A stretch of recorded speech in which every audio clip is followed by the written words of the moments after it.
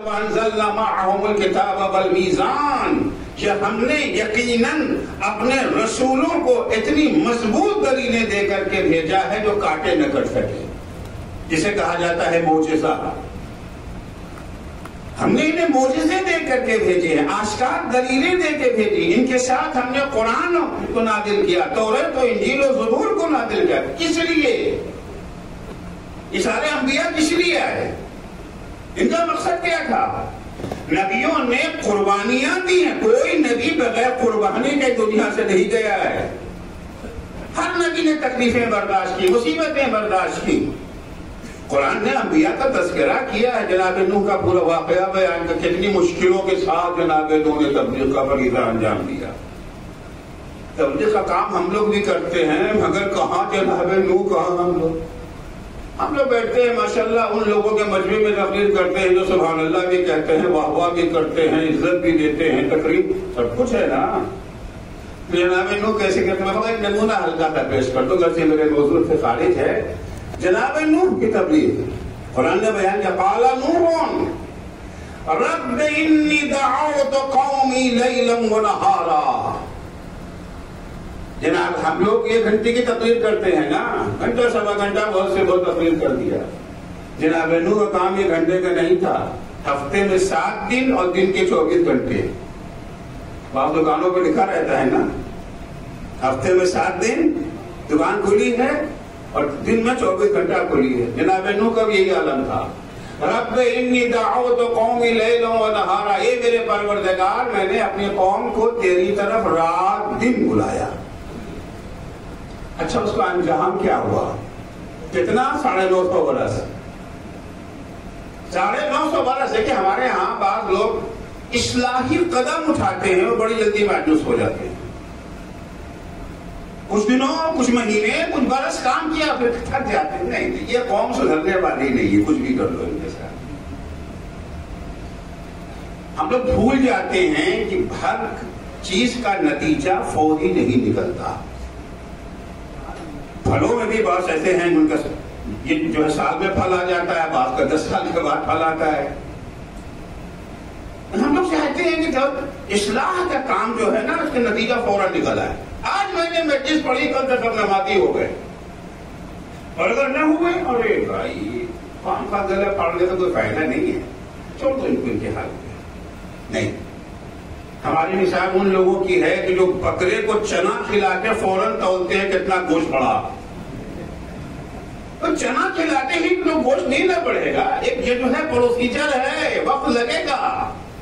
تبلیغ کا بھی اپنا پروسیجر ہے۔ معاشرے کو سدھارنا اگر چاہتے ہیں، تحریک اصلاح اگر ہے، اس کا بھی اپنا وقت لگتا ہے اس میں۔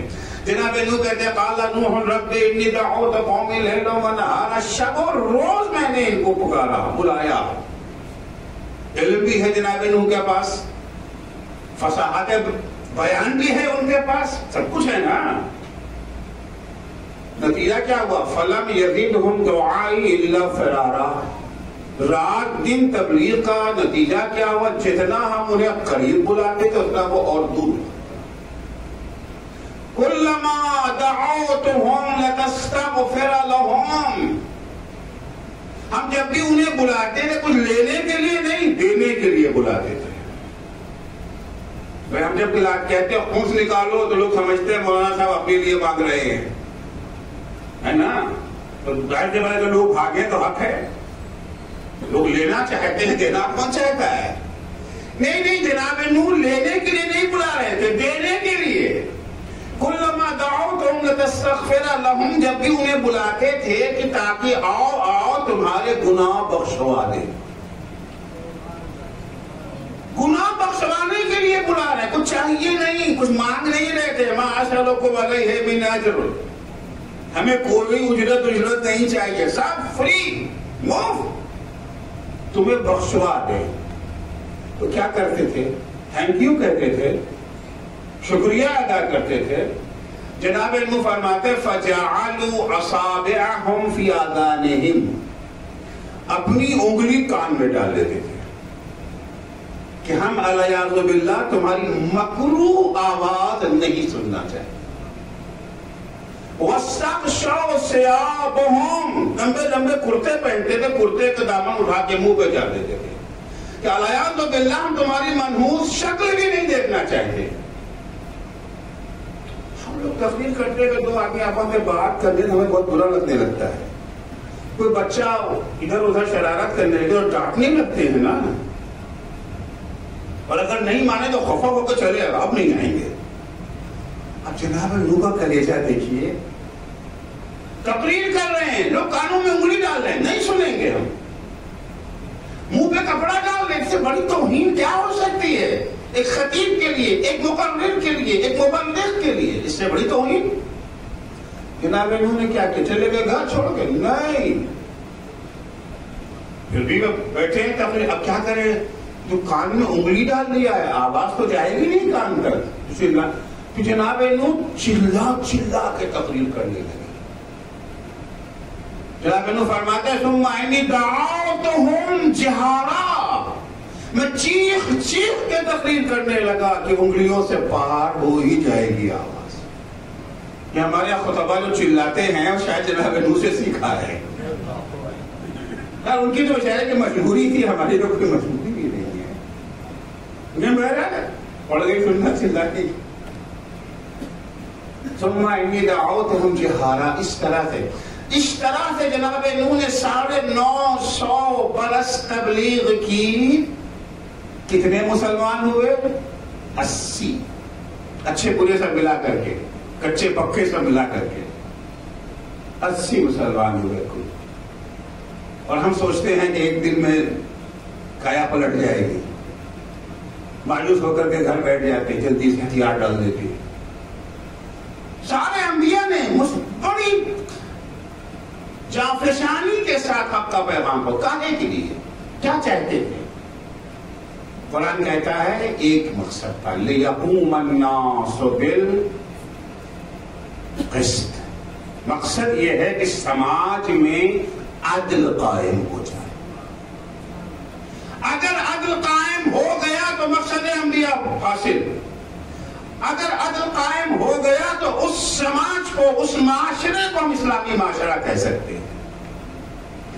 علوی معاشرہ، حسینی معاشرہ، محمدی معاشرہ، اسلامی معاشرہ وہ سماج ہے جہاں عدل قائم ہو۔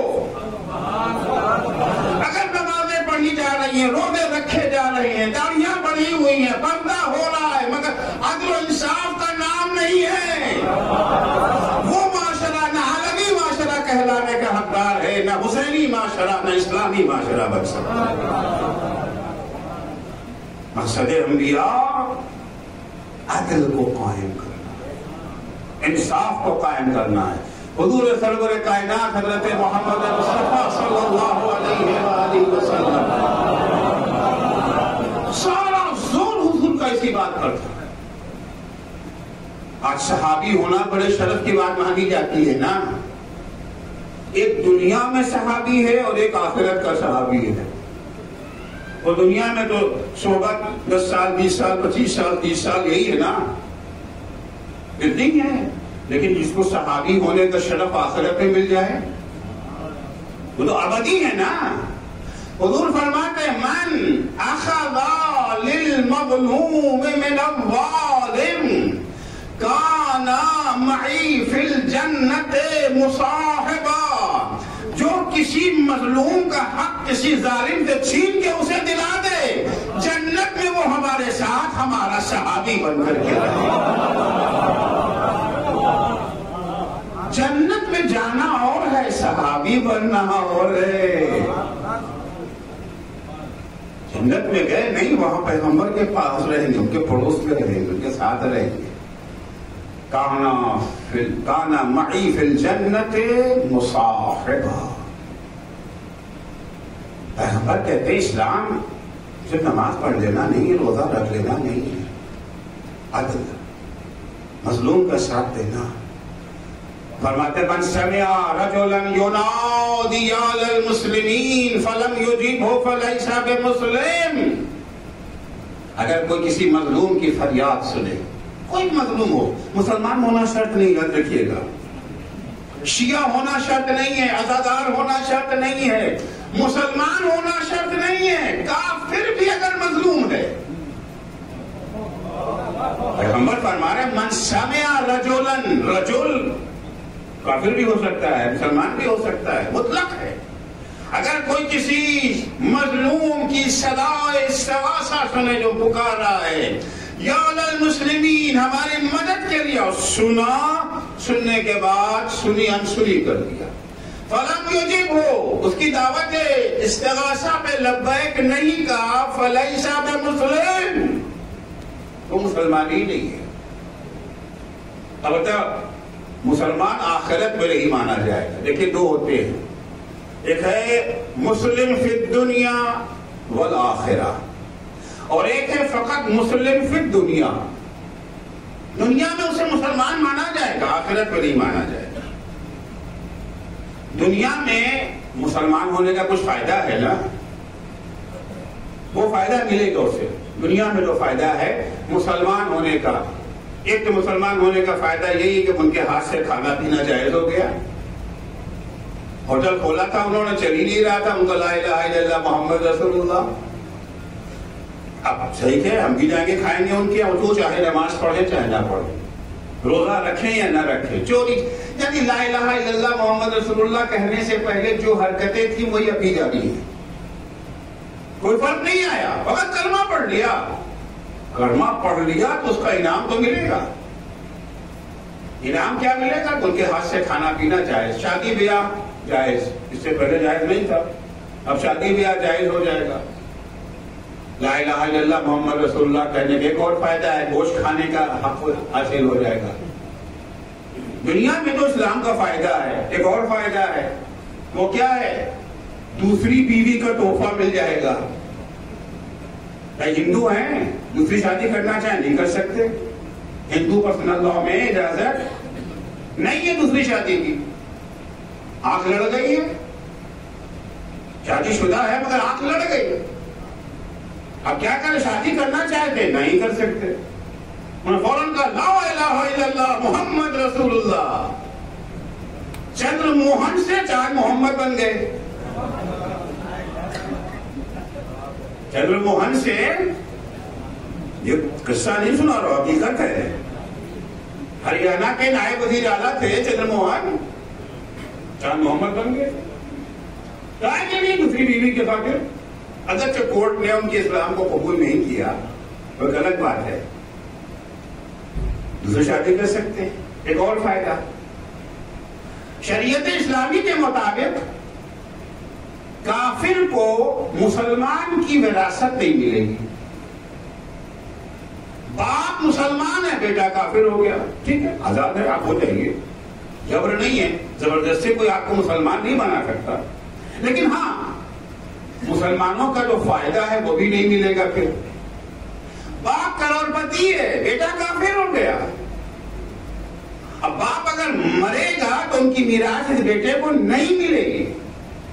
دو لوگ ہیں جنہیں اپنے باپ کی میراث نہیں ملے گی، ایک تو وہ ہے باپ مسلمان بیٹا کافر، دوسرے وہ بیٹا جس نے باپ کو قتل کر دیا ہے.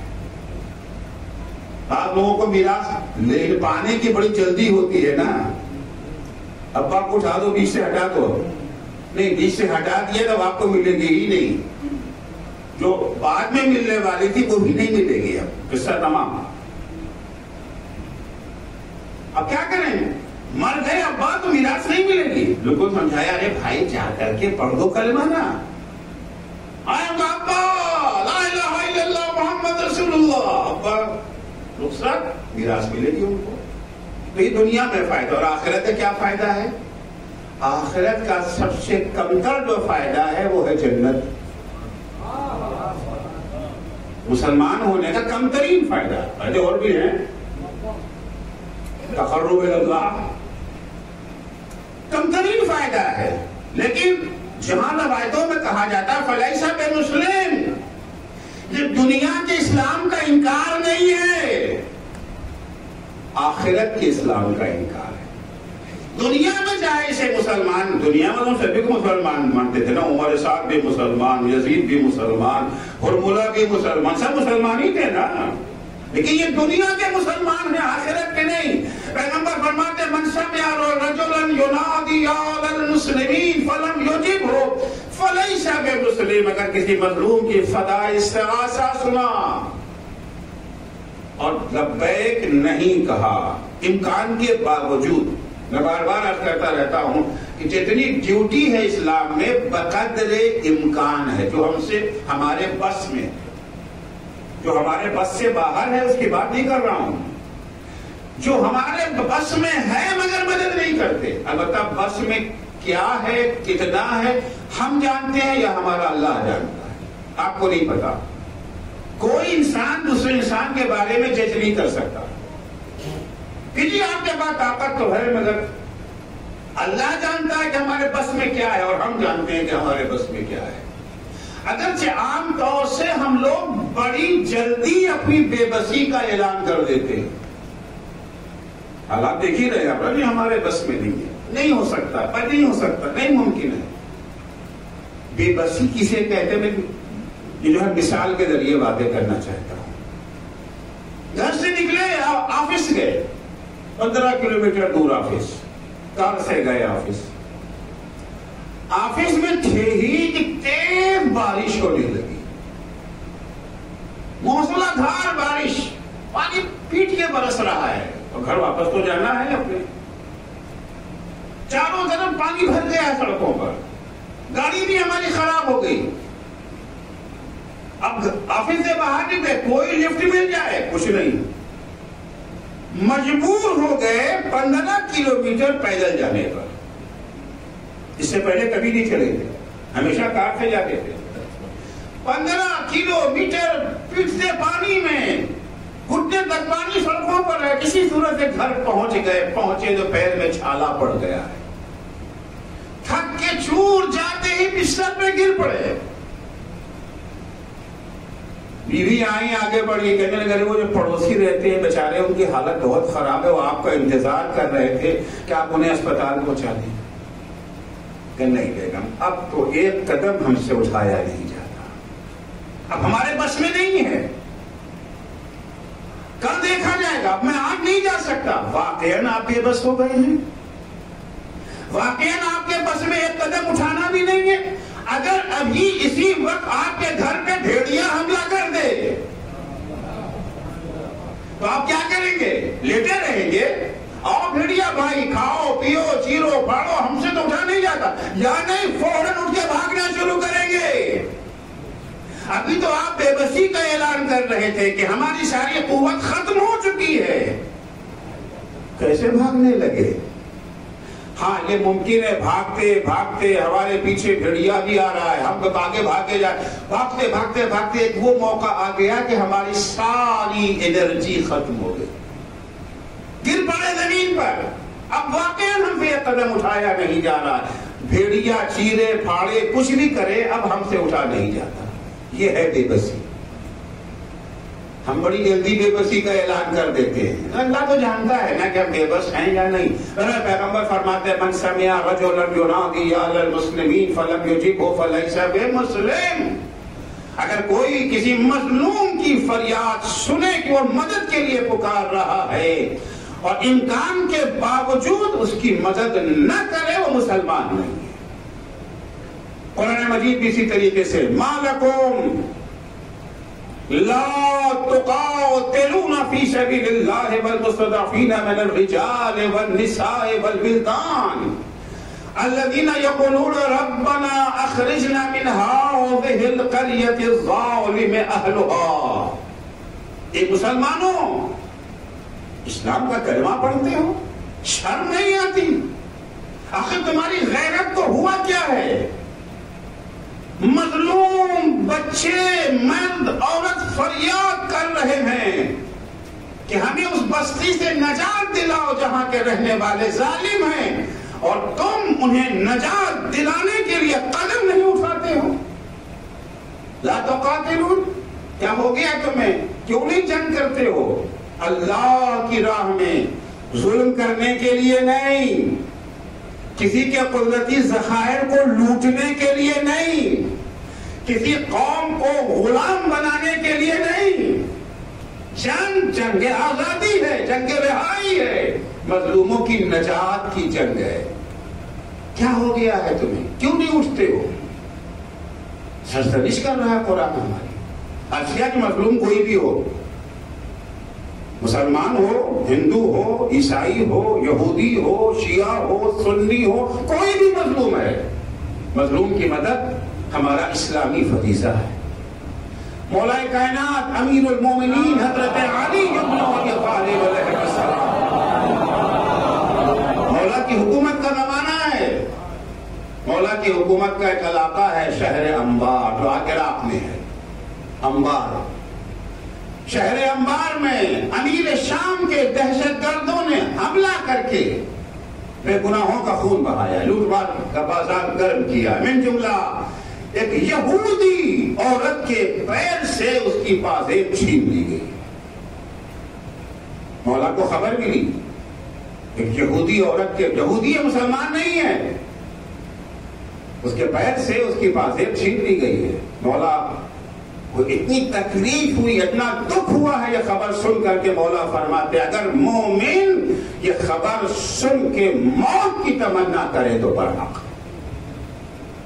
برداشت نہیں ہے، چاہے یہودی کے ساتھ کیوں نہ ہو. یہودیوں سے مسلمانوں کی ہمیشہ کی دشمنی ہے، اس کے باوجود یہودی ہوا کرے، حق اس کا بھی ہے، حق حیات اسے بھی ہے، اس کے ساتھ بھی اگر زیادتی کی جاتی ہے تو اسلام اس کی اجازت نہیں دیتا ہے. پیغمبر اسلام صلی اللہ علیہ وآلہ وسلم اپنے بیانات میں بھی ان کے دیکھیں گے، اور سیرت پیغمبر کی عملی سیرت بھی یہی تھی. حضور اکرم کی عملی سیرت بھی یہی تھی، مظلوم کی حمایت. حتیٰ اعلان رسالت سے پہلے، قرآن نازل ہونے سے پہلے، وحی الہی آنے سے پہلے ایک اجتماع ہوا، ایک میٹنگ ہوئی. ظاہر سی بات جیسا اس میں کفار تھے، حضور بھی گئے میٹنگ میں. میٹنگ کا ہے کی تھی؟ میٹنگ تھی مظلوموں کی حمایت کی میٹنگ تھی. مظلوموں کی حمایت میٹنگ ہوئی اور پھر ایک معاہدہ طے پایا، ایک ایگریمنٹ، اس کو حلف الفضول کے نام سے یاد کیا جاتا ہے. اس نے یہ طے پایا کہ ہم عہد کرتے ہیں کہ جب بھی کسی مظلوم کے خلاف کوئی ظلم ہوگا ہم اس کا ساتھ دیں گے. پیغمبر نے بھی وہاں پر دستخط کیے اس معاہدے میں. جو معاہدہ اسلام سے پہلے کا، اسلام کا نہیں ہے، اس میں کفار بھی شامل ہے. تو یہ جو عزاداری ہماری ہے، یہ جو مجلس عزا ہماری، یہ آنسو اعلان ہے کہ ہم ظلم کے مقابلے میں ڈٹنے کے لیے تیار. صدائے صاحب امام کی تھی، لبیک اس پر کہنے کو تیار ہے. ہمارے یاسو اس بات کا اعلان ہوتے مولا حسین، اگر آپ کے زمانے کے لوگوں نے اپنے زمانے کے امام کو تنہا چھوڑ دیا، ہم عہد کرتے ہیں کہ اپنے زمانے کے امام کو کبھی تنہا نہ چھوڑیں. یاسو اس بات کا اعلان ہے، عزاداری اس بات کا اعلان ہے. ان حسین مصباح الہدی والسفینۃ النجات، چراغ ہدایت. حسین فقط اپنی زندگی میں نہیں ہے، شہادت کے بعد بھی یہ چراغ روشن. یہ آپ کے اجتماعات وہی چراغ ہے جہاں سے ہدایت کے پیغامات ہوتے ہیں. ہدایت کیا ہے؟ اللہ کا حکم، انبیاء کی تعلیمات، یہی تو ہدایت ہے نا. ان مجلسوں میں ہم انہی چیزوں کو سیکھتے ہیں، ان مجلسوں میں انہی چیزوں کو بتایا جاتا ہے. تو عزاداری وہ بھی کرتے ہیں، غیر مسلم بھی عزاداری کرتے ہیں، نوحہ پڑھتے ہیں، انجمنیں ہیں ہندوؤں کی. حتیٰ ذاکر گئے تھے، خطیب مجلس پڑھتے تھے، ہندو تھے. جسٹس ویاس دیو مصرا، یہ جو ہے دلی میں رہتے تھے، جسٹس ویاس دیو مصرا دہلی میں باقاعدہ ذاکری کرتے تھے، مجلس پڑھتے تھے. لیکن ان کی عزاداری کی بنیاد عقیدت پہ تھی، ہماری عزاداری کی بنیاد عقیدے پر ہے. انہیں عقیدہ نہیں تھا، عقیدت تھی، ایک انسانی جذبہ تھا جس کے خاطر وہ عزاداری کرتے ہیں. لیکن ہم جب عزاداری کرتے ہیں تو ہماری عزاداری محبت کی آئینہ دار ہوتی ہے. اور محبت اطاعت کے بغیر تصور ہی نہیں ہے. جہاں محبت ہے اس کا لازمہ ہے اطاعت. ایک بچہ بھی محبت بغیر اطاعت کے قبول نہیں کرتا. بچے سے کہے بیٹا آئی لو یو، بیٹا میں تمہیں بڑا پیار کرتا ہوں. اچھا انکل مجھے چاکلیٹ دے دیجئے، انکل آئس کریم لا دیجئے، انکل کھیلو میں. انکل فقط آئی لو یو کہتے ہیں، دیتے دلاتے کچھ نہیں. تو بچہ بھی پلٹ کے کہے گا. آج کل کے بچے تو بڑے منہ پھٹ ہو گئے ہیں نا، لہٰذا تو کرتے نہیں. انکل آپ جھوٹ بول رہے ہیں، انکل آپ کوئی بات ہماری سنتے ہی نہیں ہیں. چلیے چاکلیٹ کے لیے کہہ دیا تھا، آپ دانت خراب ہو جاتے ہیں. کھلونے میں کیا پریشانی تھی آپ کو؟ فلاں پھل مانگا تو آپ نہیں لائے. آپ ہماری کوئی بات سنتے ہی نہیں ہو. بچہ بھی ماننے کو تیار نہیں. محبت کا لازمہ اطاعت ہے، محبت کا لازمہ تبدیلی ہے، محبت کا لازمہ انقلاب ہے. محبت ایک کیمیا ہے، کیمیا. پرانے زمانے میں حضرات بچے شاید اپنے کیمیا سے آشنا نہ ہو. کیمیا ایک ایسا مادہ تھا جس کو لوگ ڈھونڈنے میں زندگی صرف کر دیتے تھے. اس کی خاصیت یہ بتائی جاتی تھی کہ اگر لوہے کو لگا دو تو سونا بن جاتا. کیمیا ماہیت کو تبدیل کر دینے کا نام. یہ محبت بھی کیمیا ہے، محبت بھی ماہیت کو بدل دیتی ہے. کیمیا لوہے کو سونا بناتا تھا نا، یہ محبت جو ہے کنجوس کو سخی بنا دیتی ہے، بزدل کو شجاع بنا دیتی ہے، گنہگار کو پرہیزگار بنا دیتی ہے.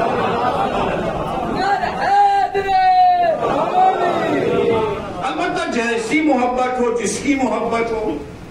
اگر جاہل کی محبت ہو گئی تو جہل کا پرچار ہوگا، عالم کی محبت ہو گئی تو علم سے عشق پیدا ہوگا.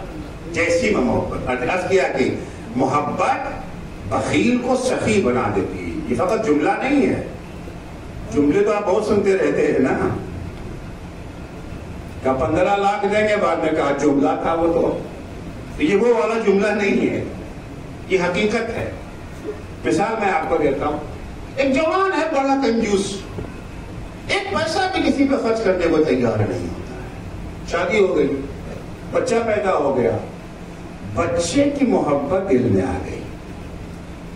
بچے کی محبت دل میں آ گئی، بچے سے محبت کرنے لگا. بچہ بیمار پڑ گیا، ڈاکٹر کے پاس گئے. ڈاکٹر نے کہا سرجری کرنا ہے، 5 لاکھ کا خرچ.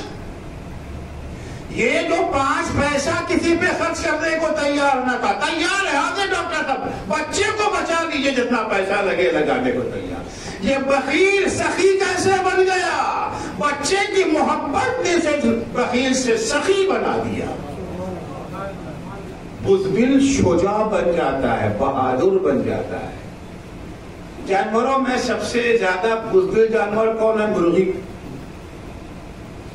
مرغی بہت بزدل ہے نا. ایک بچہ بھی اگر کوئی چیز لے کے چھڑی لے کے آگے آ جائے مرغی بھاگنے لگتی ہے نا.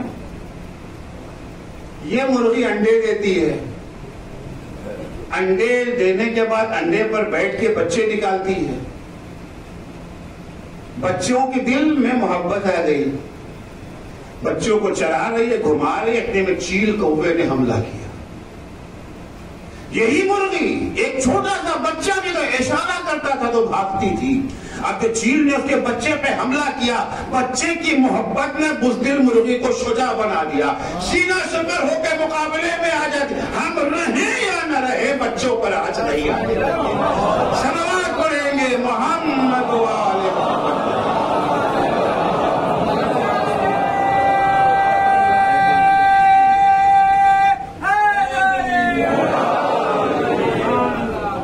محبت معمولی چیز نہیں ہے.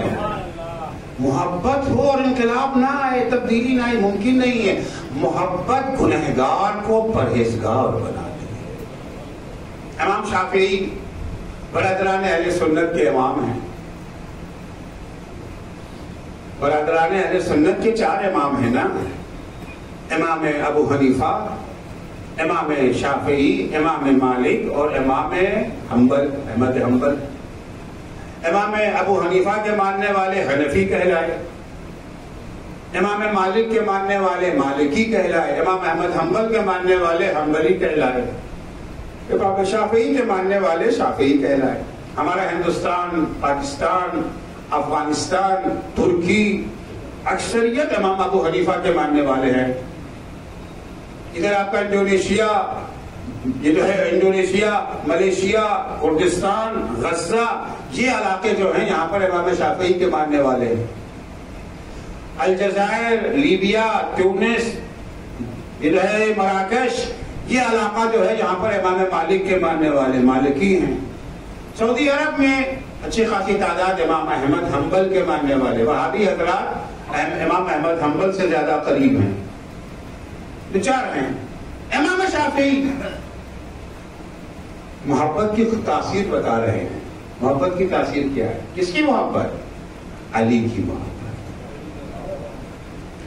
فرماتے ہیں علیٌ حبہ جنہ، چار مصرے ہیں، پہلا مصرع علیٌ حبہ جنہ، علی کی محبت آتش جہنم سے بچنے کے لیے ڈھال ہے۔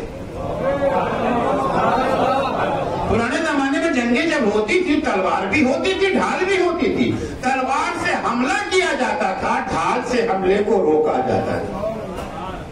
تلوار کا اثر نہیں ہوتا تھا۔ وہ فرماتے ہیں یہی خاصیت ہے محبت علی کی۔ جس ہاتھ میں یہ عشق علی کی ڈھال ہوگی، جس کے پاس آتش جہنم اس پر اثر نہیں کر سکے۔ امام شافعی فرما رہے ہیں محبت علی اس کو آتش جہنم سے بچا لے گی۔ کیا یہ فقط تخیل ہے امام شافعی کا؟ کیونکہ شعرا بعض اوقات، اکثر اوقات تخیلی ہوتا ہے، حقیقت نہیں ہوتی۔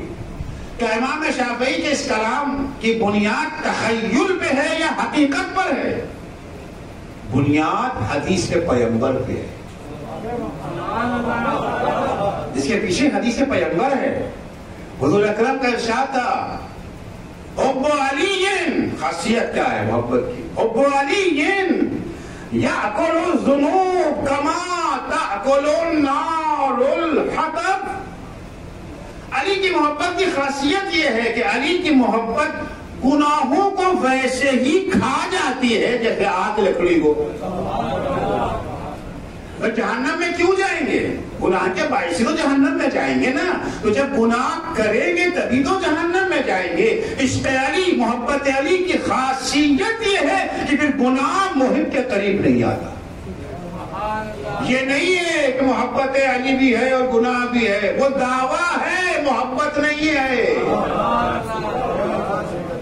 دیکھیے آگ، جو پیغمبر نے تعبیر بیان کی، جیسے آگ لکڑی کو کھا جاتی ہے۔ اگر لکڑی میں آگ لگ جائے تو کیا لکڑی باقی رہے گی؟ ممکن ہے کہ آگ میں جل بھی رہی ہے اور ختم بھی نہیں ہوتی۔ ہاں، لکڑی بھی دو طرح کی ہوتی ہے اور آگ بھی دو طرح کی ہوتی ہے۔ ایک لکڑی وہ ہے جو تنکوں کی شکل میں ہے، سکھا ہوا تنکا، اور آگ شعلہ جوالا کی شکل میں ہے۔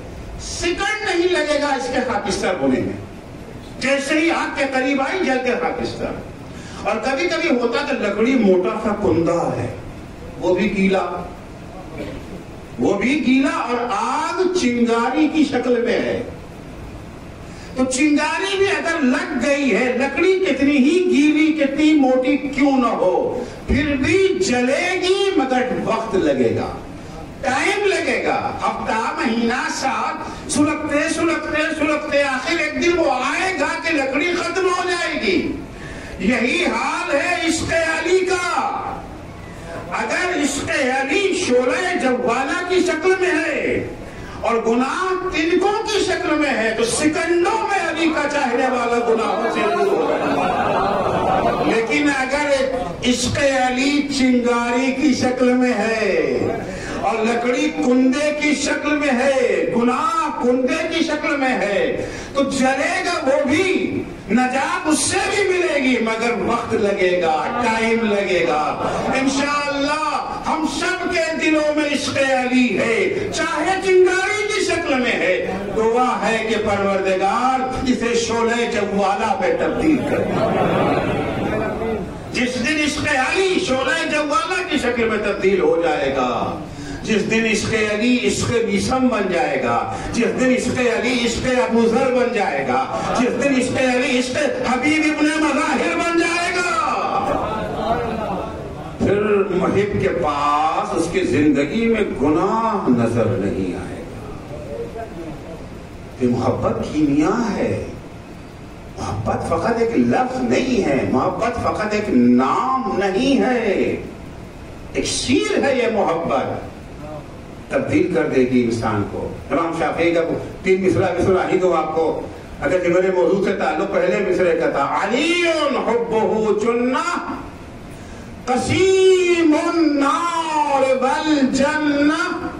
عربی زبان بڑی عجیب ہے، زبر زیر پیش سے، جنہ جنہ جنہ، جیم پر زبر، جیم پر پیش، جیم کے نیچے زیر، تینوں کا معنی الگ الگ، اور تینوں کو یہاں بیان کیا ہے امام شافعی نے۔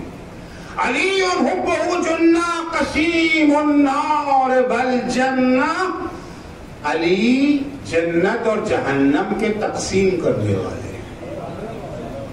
عام طور سے یہ جملہ جب لوگ سنتے ہیں تو بعض لوگ بہل جاتے ہیں، کہتے ہیں یہ تو غلو ہے۔ اب اتنا بھی علی کو آپ بڑھا مت دیجیے۔ علی جنت و جہنم کا بانٹنے والا تو اللہ ہے، علی تھوڑی ہے، وہ مالک ہے۔ بس غلطی یہی کرتے کہ مالک اور ہوتا ہے، بانٹنے والا اور ہوتا ہے۔ یقیناً مالک جنت و جہنم اللہ ہے، بانٹتا تو۔ یہی اعتراض کسی نے امام احمد حنبل سے آ کر کے کیا، بیان کیا نا کہ امام کو ہے وہ بھی ہیں۔ امام احمد حنبل کے پاس آئے اور کہنے لگے لوگ کتنا غلو کرنے لگے، تو کیا ہوا؟ کہتے ہیں علی قسیم النار والجنہ ہے۔ امام احمد حنبل نے کہا کیا تمہیں شک ہے؟ کیا مطلب؟ آپ بھی قائل ہیں؟ میں نہیں، پیغمبر کی حدیث ہے بھائی۔ تو امام احمد حنبل حدیث کے زیادہ پیرو تھے۔ یہ اہل حدیث حضرات امام احمد حنبل کو اسی لیے زیادہ فالو کرتے ہیں کہ وہ حدیث پہ زیادہ زور دیتے تھے۔ امام ابو حنیفہ قیاس پر زیادہ زور دیتے تھے، یہ حدیث پہ زیادہ زور دیتے تھے۔ حضور کی حدیث ہے، کیا حدیث ہے؟ کہ تم نے نہیں سنا؟ حضور نے علی کو خطاب کر کے کہا یا علی لا یحبک الا مومن ولا یبغضک الا منافق۔ اے علی تم سے محبت نہیں کرے گا مگر مومن، تم سے بغض نہیں رکھے گا مگر منافق۔ ہاں سنا تو ہے۔ کہا تو یہ بتاؤ مومن کہاں جائے گا؟ کہا جنت میں۔ کہا منافق کہاں جائے گا؟ کہا جہنم میں۔ تو علی بھی قسیم النار والجنہ ہوئے یا نہیں؟ عشق علی جنت میں لے جائے گا، بغض علی جہنم میں لے جائے گا۔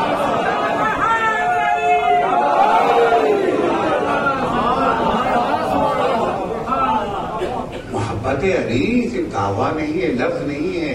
ہوتا ہے نا بعض نام ہوتے، میرا نام محمد عسکری ہے، ان کا نام یہ جو ہے رام منوہر ہے، ان کا نام جارج ہے، ان کا نام فلاں ہے، نام ہے بس، فرق نامی کا ہے، کردار ہم سب کے ایک ہی جیسے ہیں۔ جیسا کریکٹر رام منوہر کا ویسے ہی کریکٹر ہے محمد عسکری کا۔ مگر محبت ایسی چیز نہیں ہے، محبت صرف نام نہیں ہے، محبت کی خاصیت ہے۔ اس طریقے سے لفظ شیعہ انشاءاللہ کل بیان کروں گا، ٹائم نہیں رہ گیا ہمارے پاس، مزید اس بات کو کہتے قسیم النار والجنہ۔ اس کے بعد وہ کہتے ہیں وصی المصطفیٰ حقا۔ پیغمبر کو سبھی مانتے ہیں، حضرت کی نبوت کے تو سب قائل ہیں۔ مسئلہ پیدا ہوتا ہے کہ ان کا جانشین کون ہے۔ زیادہ تر ویسے ہماری اسی بنیاد پر ہے نا، مسلمان دو حصوں میں اگر تقسیم ہو گئے تو اسی بنیاد پر ہے۔ کون ہے مصطفیٰ کا جانشین کون ہے؟ البتہ وہ کہتے ہیں جانشین دو طرح کے ہیں، ایک برحق جانشین، ایک باطل جانشین۔ جانشین دونوں ہی ہیں، ایک حق ہے ایک باطل ہے۔ اس میں حق والا کون ہے؟ حق والا کون ہے؟ امام شافعی فرماتے ہیں وسیع المصطفیٰ حقا، اگر مصطفیٰ کے برحق جانشین کو ڈھونڈ رہے ہو تو علی کے سوا کوئی نہیں ہے۔ وسیع المصطفیٰ حقا امام الانس والجنہ۔ ارے تم کہتے ہو علی امام ہے، علی انسانوں ہی کے امام نہیں ہے، جناتوں کے بھی امام ہے علی۔ صلوات پڑھیں گے محمد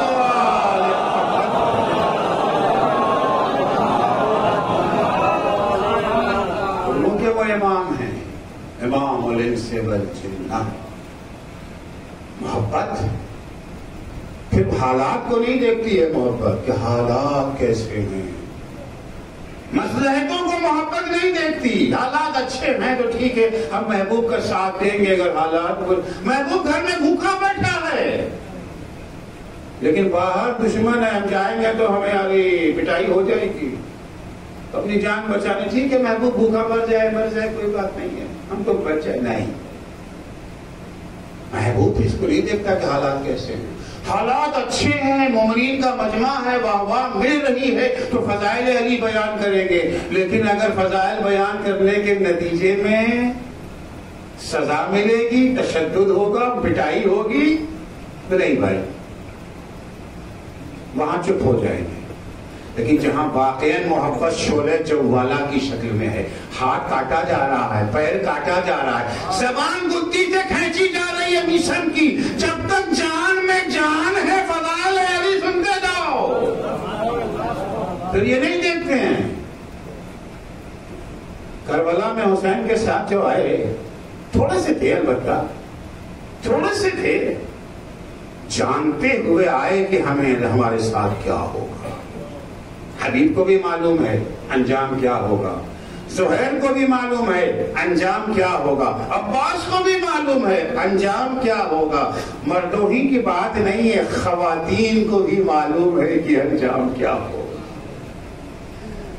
عزیزوں، بعض چیزوں کی قربانی مشکل ہے پھر بھی آسان ہے۔ مال قربان کرنا آسان نہیں ہے، پھر بھی آسان ہے جان کے مقابلے میں۔ جان کو قربان کر دینا اور مشکل ہے، پھر بھی آسان ہے عزت و آبرو کے مقابلے میں۔ عزت و آبرو کو قربان کر دینا۔ امام حسین اور ان کے ساتھیوں نے فقط اپنی جان ہی قربان نہیں کی ہے، فقط گود کے پالوں ہی کو قربان نہیں کیا ہے، حسین نے وہ قربانی دی جسے سوچ کے ہمارا چوتھا امام تڑپ جاتا ہے۔ امام جب قید شام سے رہا ہو کر کے آئے ہیں، جب تک زندہ رہے کربلا کا غم مناتے رہے، کوئی موقع ایسا نہیں چھوڑتے تھے کہ جہاں امام کی آنکھوں سے آنسو نہ جائے۔ راستے میں چلے جا رہے ہیں، گوشت کی دکانوں کے پاس سے گزر ہوا، رک گئے، قصائی جانور کو ذبح کرنے جا رہا تھا۔ امام پوچھتے بھائی تم نے اسے پانی پلا لیا ہے؟ قصائی کہتا ہے مولا ہم لوگ جانور بغیر پانی پلائے ذبح نہیں کرتے۔ کربلا کا رخ کر لیتا السلام علیکہ یا ابا عبداللہ، جانور بھی بغیر پانی پلائے ذبح نہیں کیا جاتے ہیں، ہائے میرا بابا۔ جب تک امام زندہ رہے کربلا کو یاد کر کے روتے رہے۔ بتاس کیا یہ جذبات کے آنسو نہیں تھے، یہ بامقصد رونا تھا، بامقصد گریا تھا۔ کربلا اگر زندہ ہے تو اسلام زندہ رہے گا۔ روتے تھے تاکہ کربلا کو لوگ بھولنے نہ پائیں، کربلا اگر یاد ہے اسلام بھی یاد رہے گا۔ ایک دن امام رو رہے ہیں، منحال آ گئے، امام کے چاہنے والے ہیں، آگے کہتے ہیں مولا کب تک روئیے گا؟ کئی سال ہو گئے واقعے کربلا کو، بس سے مولا بہت رو چکے، تڑپ گئے امام۔ کہنے لگے منحال تم نے انصاف نہیں کیا، انصاف نہیں کیا۔ ارے یعقوب کا ایک بیٹا یوسف نگاہوں سے اوجھل ہو گیا تھا، یعقوب اتنا روئے قرآن کے لفظ ہیں وَابْيَضَّتْ عَيْنَاهُ، آنکھیں سفید ہو گئی۔ ہائے ہمارے 18 یوسف ہماری نگاہوں کے سامنے تہے تیغ کر دیے گئے، تم کہتے ہو مولا کب تک روئیے نے جواب دیا مولا شہادت تو آپ کے خاندان کی میراث ہے، راہ خدا میں قتل ہو جانا باعث افتخار۔ تب گئے مومنہ تم نے پھر انصاف نہ کیا، ہاں شہادت ہماری میراث ہے، راہ خدا میں قتل ہو جانا باعث افتخار، لیکن کیا ماں بہنوں کا ملاحدہ سار کوفہ و شام کے بازار میں پھرایا جانا بھی ہماری میراث۔ اجرکم اللہ۔ مگر حسین اس قربانی کو بھی تیار ہے، حسین کو تو پتا تھا نا، حسین جانتے تھے محمد حنفیہ جب منع کرنا چاہتا کہ خواتین کو ساتھ نہ لے جائیں تو امام نے کہا نہیں بھیا ان کا جانا تو ضروری ہے، ان کی اسیری کے بغیر نانا کا دین نہ بچے گا، میری شہادت کے بغیر دین نہ بچے گا، زینب کی اسیری کے بغیر میری شہادت نہ بچے گی۔ کسی کو پتا بھی نہ چلے گا کربلا میں کون مارا گیا، کیوں مارا گیا۔ بنی امیہ نے اپنے پروپیگنڈوں کے ذریعے سے حقائق پر پردہ ڈال رکھا ہے، اگر میری بہن نہیں آئے گی، اگر میری لاڈلی سکینہ نہ آئے گی، کسی کو پتا نہیں چلے گا کربلا میں کون مارا گیا، کیونکہ بنی امیہ نے تو یہی مشہور کیا تھا نا کہ ایک خارجی مارا گیا، ایک خارجی مارا گیا۔ میں نے کوفے میں ایک روایت بیان کی، ایک روایت اور سن لیجئے۔ قافلہ جب آ رہا تھا کوفہ تو کوفے کی عورتیں لباس فاخرہ پہن رہی تھی، تیاریاں ہو رہی تھی اسیروں کے تماشے کے لیے۔ اسی کوفے میں ایک مومنہ کا بھی گھر ہے جس کا نام ام حبیبہ ہے۔ کوفے کی عورتیں ام حبیبہ کے گھر گئیں، دیکھا کہ ام حبیبہ کے ہاں کوئی تیاری نہیں ہے، کہنے لگے ام حبیبہ تم نے نیا کپڑا نہیں پہنا، تم تیار نہیں ہوئی، کیا تم اسیروں کا تماشا دیکھنے نہیں جاؤ گی؟ ام حبیبہ نے کہا نہیں بیویو میں نہیں جاؤں گی، کیونکہ میری شہزادی فاطمہ زہرا نے مجھے منع کیا۔ اے ام حبیبہ دیکھو کبھی اسیروں کا تماشا دیکھنے مت جانا۔ کوفے کی عورتیں کہنے لگی ارے بیوی نے مسلمان اسیروں کے تماشے سے منع کیا ہوگا، یہ تو خارجی ہیں مسلمان نہیں ہیں۔ عورتوں کے اشرار سے مجبور ہو کے ام حبیبہ اپنے گھر کی چھت پہ آ کے بیٹھ گئی۔ جیسے ہی اسیروں کا قافلہ داخل ہوا ام حبیبہ کی نگاہیں جب شہداء کے سر پہ پڑی، ایک بے چینی ہے، یہ کچھ چہرے تو جانے پہچانے لگ رہے ہیں مگر کہتے ہیں کہ یہ خارجی ہے۔ ام حبیبہ اسی اضطراب کے عالم میں بیٹھی ہیں، ایک اونٹ ام حبیبہ کے گھر کے پاس پہنچا۔ ام حبیبہ نے کیا دیکھا، اونٹ پہ ایک بیوی بیٹھی ہے جن کے سر پہ رضا نہیں ہے، بازوؤں میں رسی بندھی ہے، گود میں چھوٹی سی بچی ہے جو بڑی حسرت کے ساتھ بیوی کے چہرے کو دیکھتی ہے، کچھ کہنا چاہتی ہے مگر کہتی نہیں ہے۔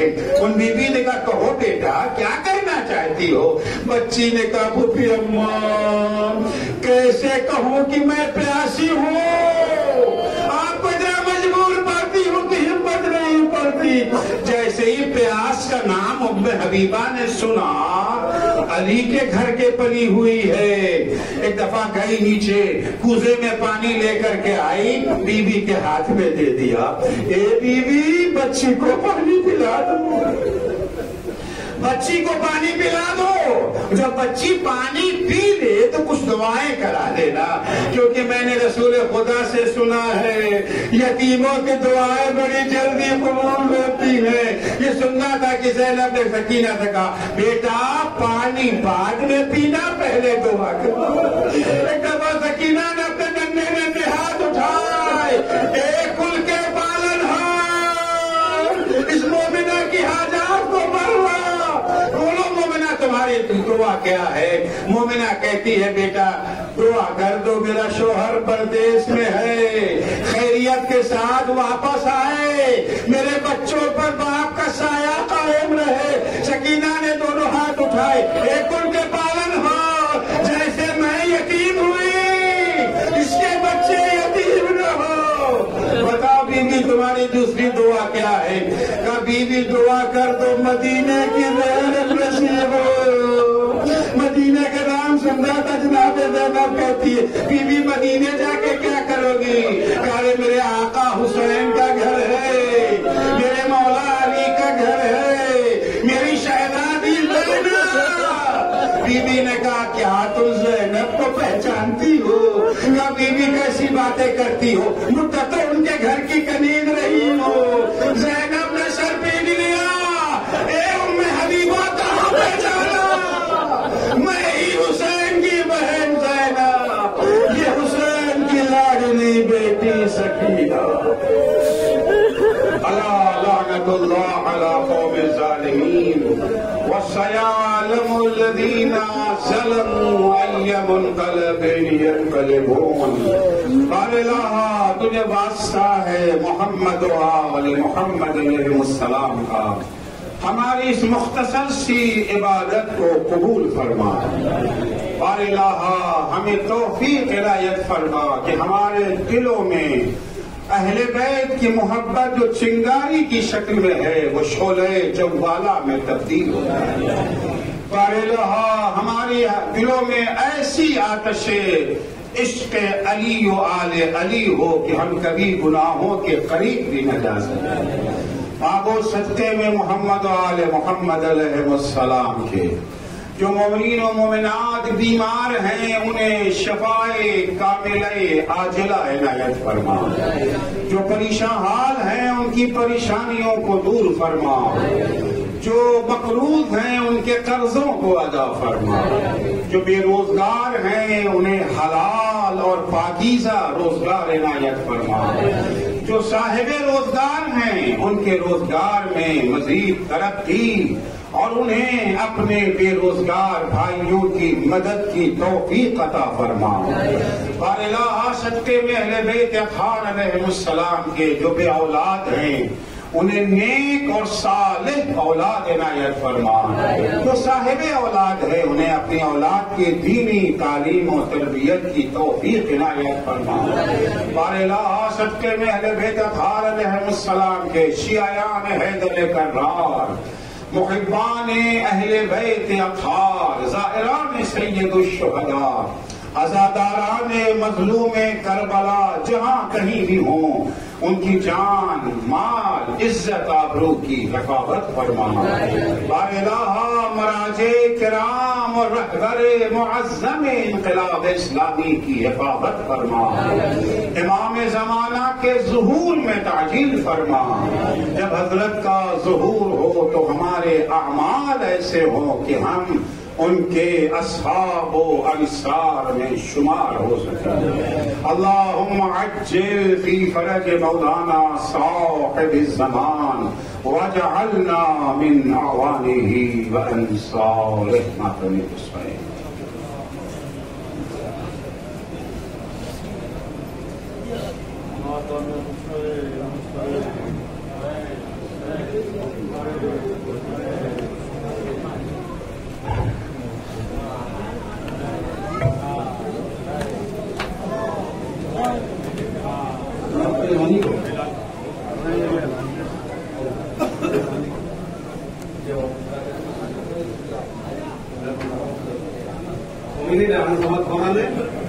کل انشاءاللہ تعالیٰ کی آخری مجلس ہوگی اور سالہ گزشتہ کی طرح اس سال بھی آخری مجلس میں بعد مجلس کے نظر کا اہتمام رہے گا کل انشاءاللہ۔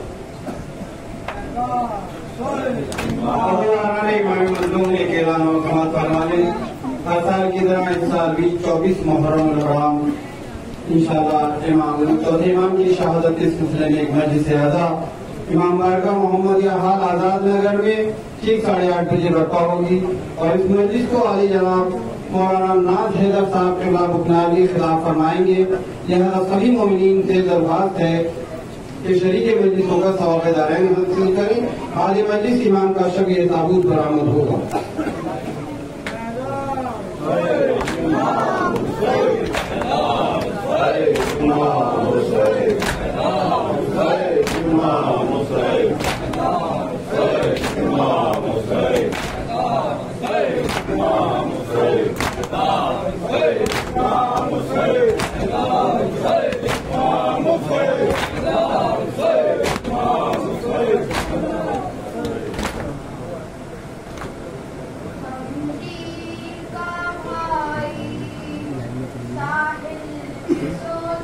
Amen.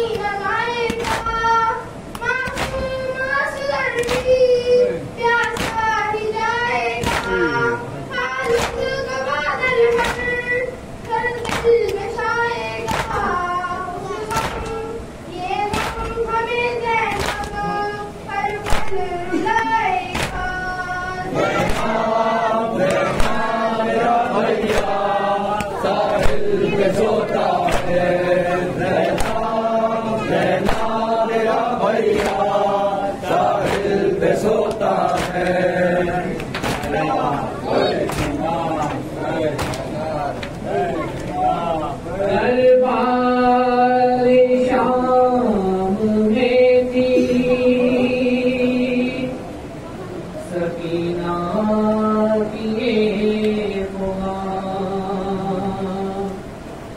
پیش یزید ہے میری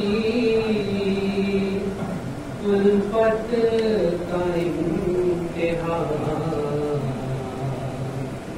اے میرے بابا کے سر آ میری آغوش میں میرے بابا کے سر آ میری آغوش میں میرے لیے نوح گر آ میری آغوش میں میرے بابا کے سر آ میری آغوش میں میرے بابا کے سر آ میری آغوش میں بیٹھے ہیں جو بے حیا سخت سو کرسی نشین بیٹھے ہیں جو بے حیا سخت سو کرسی نشین اس بڑے دربار میں دیکھ لے بد یقین اس بڑے دربار میں دیکھ لے بد یقین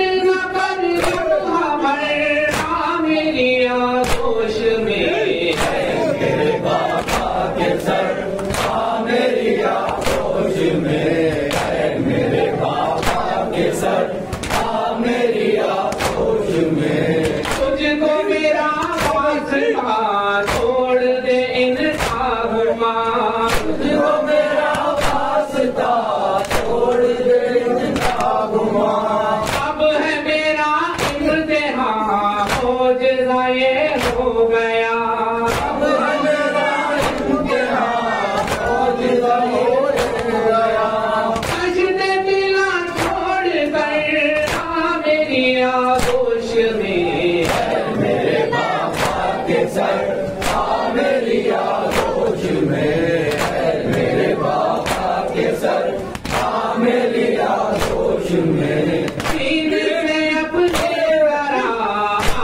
لگا دوں تجھے سے اپنے ذرا لگا دوں تجھے اس جلے دامن میں اب آجا چھپا دوں تجھے اس جلے دامن میں اب آجا چھپا دوں تجھے تیری اتاروں نظر آ میری آغوش میں میرے بابا کے سر میری آغوش میں میرے بابا کے سر آ میری آغوش میں تیری جدائی کا غم اب سہا جاتا نہیں تیری جدائی کا غم اب سہا جاتا نہیں اتنے مصائب میں تو اب رہا جاتا نہیں اتنے مصائب میں تو اب رہا جاتا